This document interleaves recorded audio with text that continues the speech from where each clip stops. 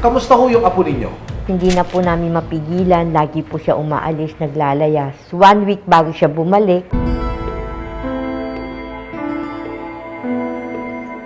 Nung nawala ho siya nung nakaraang Disyembre, ito po yung ginamit ninyong larawan. Opo. Nung siya ho ay pinaghahanap niyo pa. Opo. Pagkatapos umuwi pa.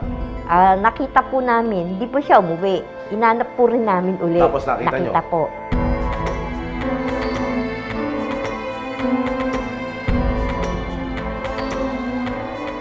I-rehab po siya kahit po pansamantala lang para maiba lang yung ano niya sa buhay, mailayo lang siya sa barkada.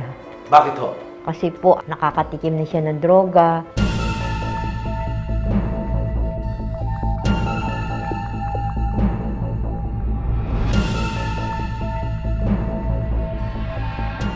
Sinira po ni kahapon. Dito po siya dumaan, ginamitan niya po ng gunting. Nung hindi pa po si Ryan, ano pong itsura niyan, ma'am?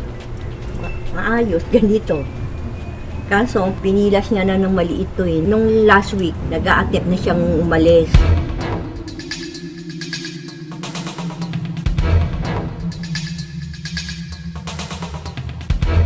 Takot po kasi ngayon mas ano na siya eh, yung eagerness niya makatakas. Palala ng palala.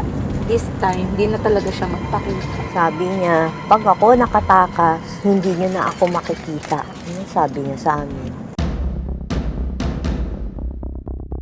Nakausap namin ng isang residente doon. As per po sa magulang, wala po daw si Sa ngayon, negative pa po kaming info.